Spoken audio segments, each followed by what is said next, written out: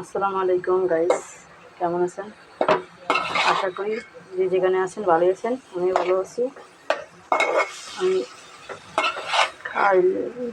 গেছে কিনে নিয়ে গেছে মাছ সবজি কোনো কিছু করে ছিল না, কালকে একটা মাছ এনেছি এবং এই ছোটো ছোটো করে সবজি এনেছি, একদম চিকন চিকন।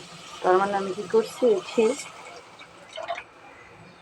একদম কেটে কুটে রেডি করে তারপর জল দিয়ে দিব। তারপর জল দিয়ে ওই যে মাছ ভেজে রাখছি, ওই মাছটি উপরে সুন্দর করে সারি সারি করে দিয়ে দিব। মাছটা অনেক বড় ছিল, কিন্তু এই যে আমার পাইনাপেল তরকারি এখন হতে দেব প্রায় 10 মিনিটের মধ্যে।